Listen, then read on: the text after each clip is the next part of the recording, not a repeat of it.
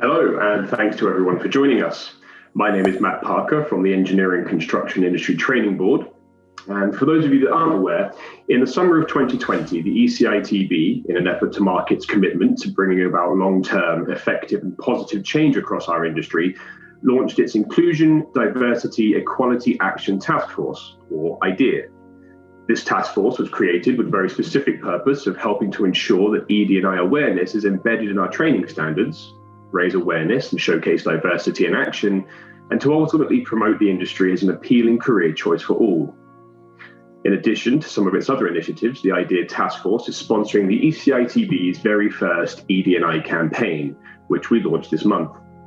This is the campaign's first week, and we're here to start a dialogue that we hope will continue to develop in the coming weeks and months. Across the campaign, there will be areas of specific focus, such as gender equality, disability, and inclusion. But we wanted to start by looking at something which has been an underlying and malignant presence for many years, not just in our industry, but globally. And even now, at a time when it's finally getting the exposure and attention it deserves, still carries with it a great deal of stigma, fear, and confusion. I am, of course, talking about mental health, and we have here with us today some panelists who themselves are recognized professionally for, amongst other things, their efforts in ED&I, and also represent organizations that have strived to make progress towards a more inclusive industry. I'll ask them now to introduce themselves, starting with Fraser from EqualEngineers. Hi there, I'm a recent graduate of electrical engineering, and I've spent the last year and a bit working for EqualEngineers supporting equality, diversity and inclusion campaigns, and we've worked on a lot of training courses and careers activities and events to get people talking about equality, diversity and inclusion within the engineering and technology industry and to promote change within specific organisations and hopefully the sector as a whole. Hi, my name's Jane Grant and I work for WSP, as you'll see from my background, and I look after learning, development, diversity and inclusion, and I work very closely with our wellbeing manager on all areas of diversity and inclusion, which of course includes mental health. Great. And finally, Paul. Hey there, Paul Hendy. I'm Global Vice President of HSE for Jacobs. I'm based in Glasgow. And the topic of equality, inclusion and diversity is really massive when we think about mental health, and we've got so much kind of data and studies behind us to show that we need to be addressing those points if we're actually going to address mental health as well. Great. If I can start the conversation going then by asking this. In your opinion, is our industry open to hearing about mental health and discussing the issues related to it? Or is the fear of being stigmatized still too great? And if there is stigma, why? And if I can go to Fraser again first. Well, I definitely think there is a stigma around mental health. There's perhaps the perception that some people, if they do have a mental health issue, that is a weakness, so they might not feel inclined to tell people or seek out help. I think that's sort of the main issue around mental health, is that people are going through these challenges themselves. Within our sector, people are starting to open up, which is a positive step, and media is promoting a lot of mental health change in the priorities, especially with the pandemic. So there's sort of a interconnection now between mental health and personal life and professional life and how important it is. One of the things that we've looked at with EqualEngineers is sort of how mental health works with health and safety. If people have mental health issues, then may not be operating in a safe manner. And if people have got a physical problem or they're in a physical incident, then they wouldn't be able to work effectively either. So you've got to create a situation where people feel safe within the workplace. And if they've got mental health issues, then they may feel unsafe and they might not have the resources and the community around them to support them. And then they find challenges and more difficulties with their work. And over time, their mental health problems could get worse. And especially with them in the construction and manufacturing industry, the highest rate of suicide for men out of any other UK industry.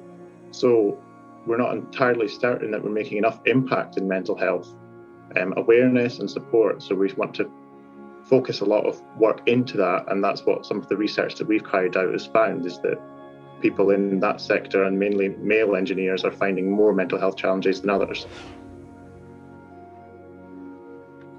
Fraser. If I can go to Jane.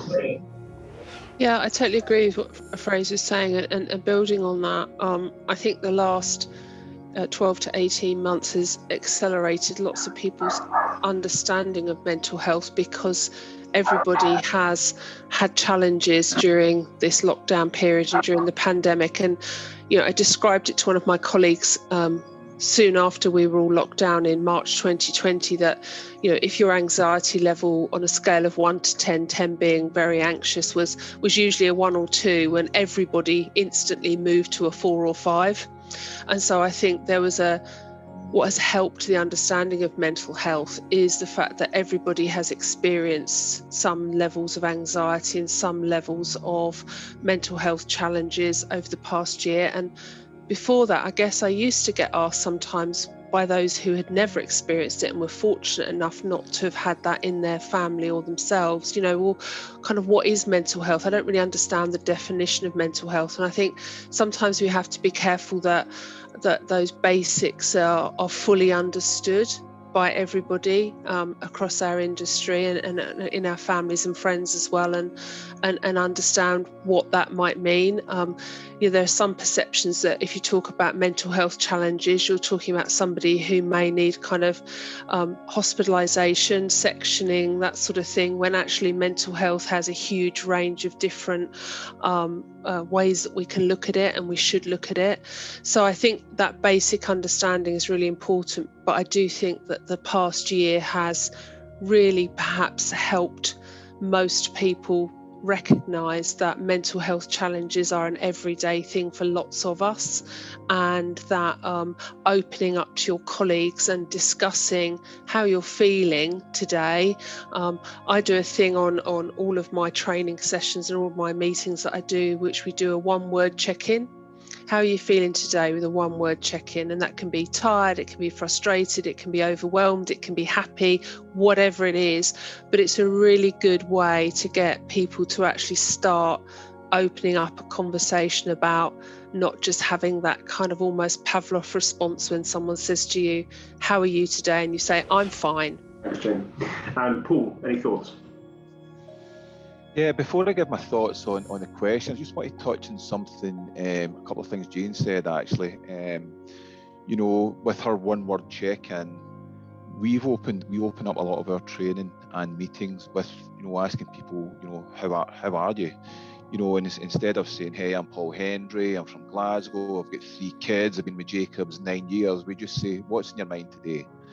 And a lot of the times we will get work pressures, family pressures, the pandemic. Sometimes we'll get something like really positive. Somebody will say, hey, I've got a wedding to go to in 2 weeks' time. But most of the time it's around the things that are burdening people. And then that gives you an opportunity to create that safe environment. Normally it takes one person to really kind of share something personal. You then create that safe environment where actually you can talk about anything on the call. So you're actually, kind of destigmatizing it there and then, deconstructing that whole stigma, if you like. So I think that's a really good thing for people on the call to maybe take into their meetings and their training and stuff like that. Just what's in your mind today? Regarding just another thing that Jane said around mental health. I think one of the things that we've done in Jacobs is really educated people around mental illness and mental health, right? And making sure that people know what the difference is. Obviously one is linked to kind of lifestyle much more than anything else. We can impact that positively. The other perhaps needs an intervention from, a medical physician, if you like. And I think that's been really important for us, so that we're all talking the same language in Jacobs. And if I go back to the original question, around the stigma, I think, and I can talk in my company firstly, we've been on this journey from 2016, to be honest. So we're kind of a little bit more ahead of perhaps other organisations. What we've managed to do is the whole organisation is behind it. So like the CEO and the COO and the CFO, all of these people talk about mental health almost continually, right? So I think that's really good. So I think in Jacobs, we've probably got 2,500 mental health champs. So we're well on our way to kind of destigmatising it. In Jacobs, I think the industry it's different. I seen something on LinkedIn the other day which was really challenging. Someone says, I'm fed up people talking about mental health and jumping on the bandwagon. So, and I think that's good, and it keeps everybody honest. So I don't know about, industry, but I certainly think we're on the way. But I think we need to be honest about this, in that, I'll be honest, I'm not a talker when it comes to my mental health. So I'm what Fraser spoke about, I'm a construction guy who moved into safety.